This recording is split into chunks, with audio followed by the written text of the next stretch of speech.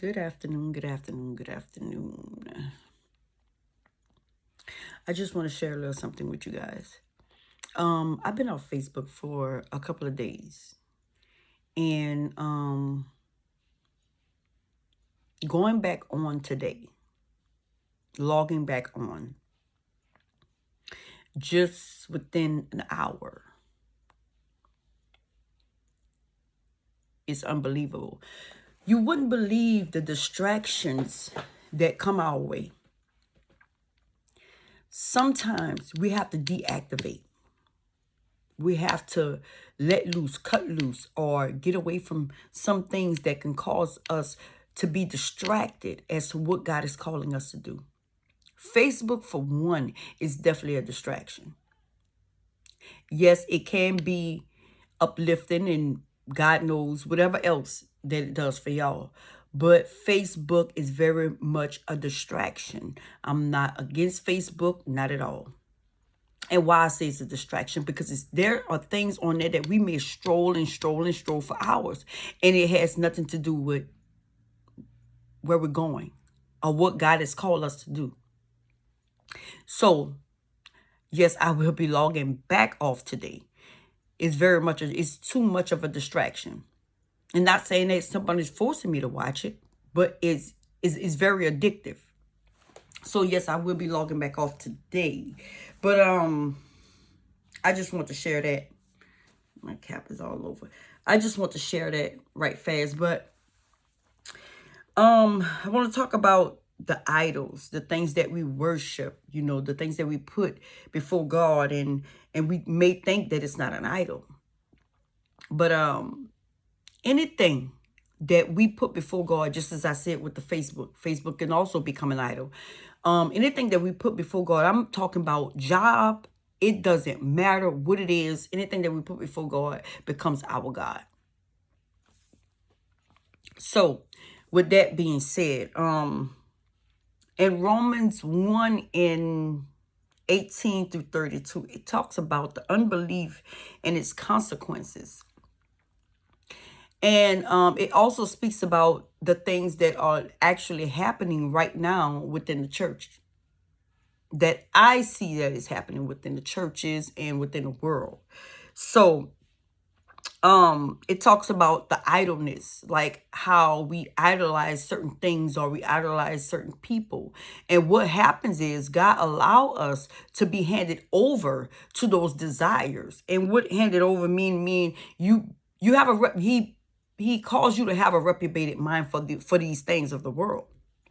So a lot of people don't even realize that they are being handed over to their own desires.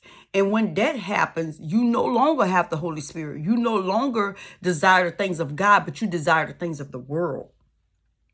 And that is absolutely a dangerous place to be in when you're handed over to a reprobated mind.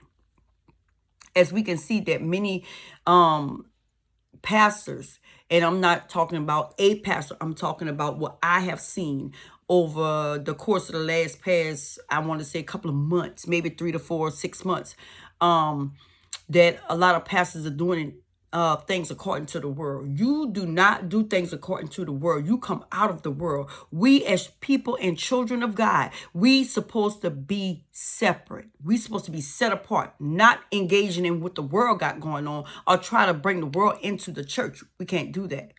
We definitely cannot do that. We are to be set apart. So, the thing is, those that know better, we should do better. If we know better, we should do better. And the thing is, once we become into the knowledge of knowing what we're doing, we knowing that it's not right, guess what?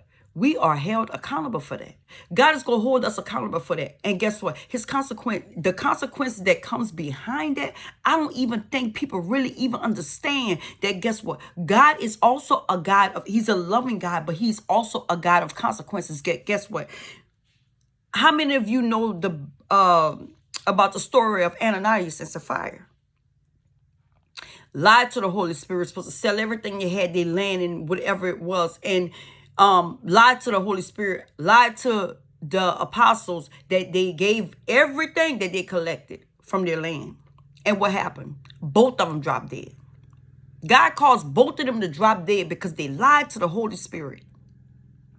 We have to be very careful, very, very careful. And we wonder why things happen to us. We wonder why this happened and that happened, because you know what? We as people and children of God, we know the truth, but we don't want to stand on it. We know the truth. We know right from wrong, but yet we still do wrong. It's no way you go get right out of wrong. Oh, Jesus, Jesus, Jesus, Jesus. I see so much to the point where it sickens me. It makes my stomach so sick. And I'm like, I know they know better. They know better. Like this song with the Boots on the Ground song. They're trying to bring it in the church. You can't bring that in the church. You can't transform something that was in the world and bring it in the church and think that it's okay.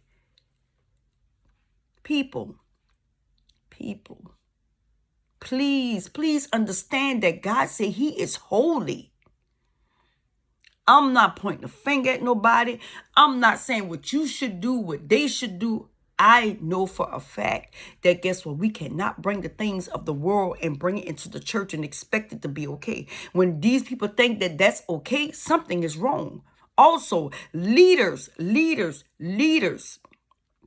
We have to do better as far as leadership, as far as pastors. We should not be allowing certain things to go on in the church house. Not. But that's, again, and I'm going to speak on this because it has to be spoken on. A lot of people has taken positions. When I say taken positions, gave themselves titles.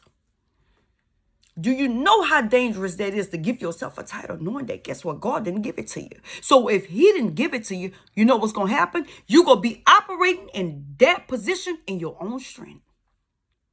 That's dangerous because you're not covered. Where he did not send you, you are not covered. That's dangerous to operate in something that God didn't call you to operate in.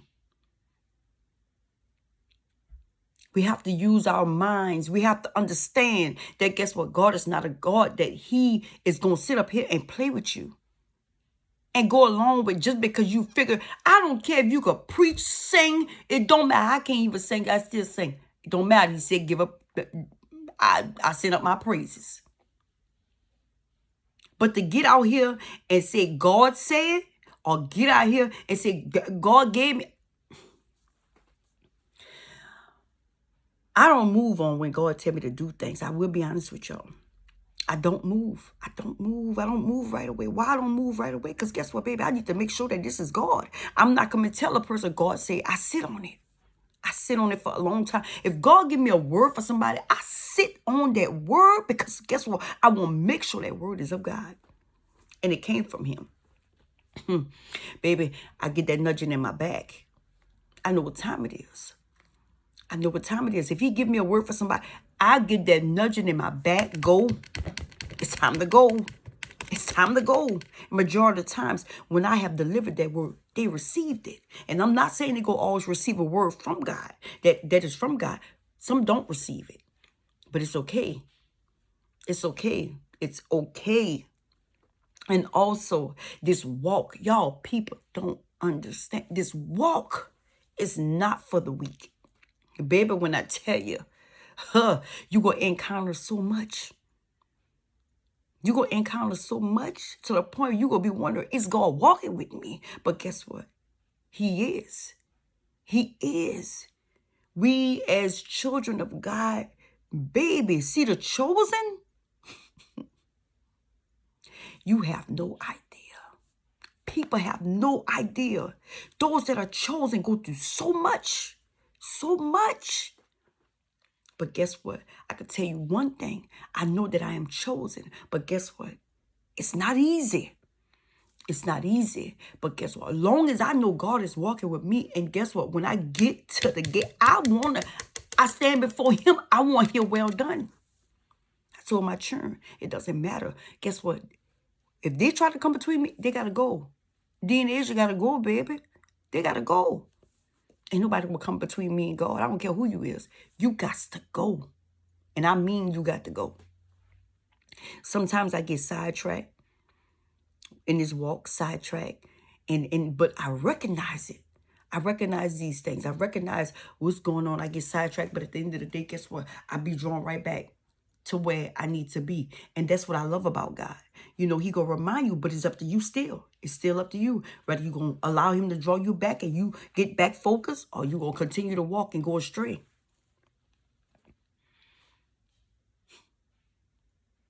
It's so much that I've seen. So much I see. And I want to do things, but I don't just move like that. When God give me that go ahead, just go and go do what you need to do, say what you need to say, then I go. I don't move without him. I don't move unless he tell me to move.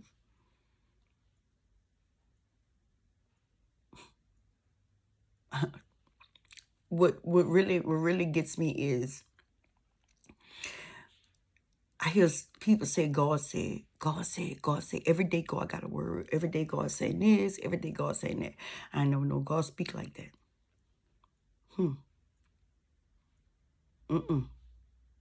Be careful.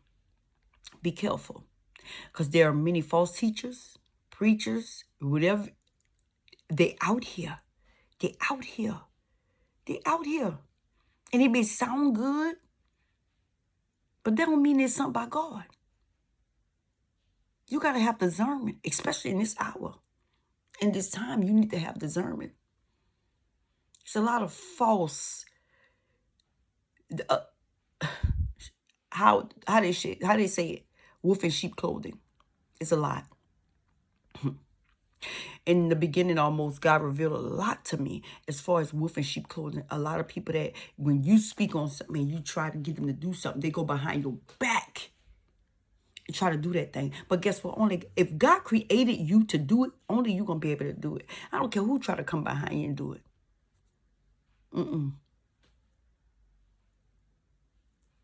It's a lot that is going on, y'all. I'm telling you, especially within the children. My God. I was in a place and these kids was in the area with me. The unsettledness that was in my spirit for these children. My God. I had to come home and pray. The unsettledness that was in my spirit for these children. And I'm talking about teens. They like teenagers. My God. We need help.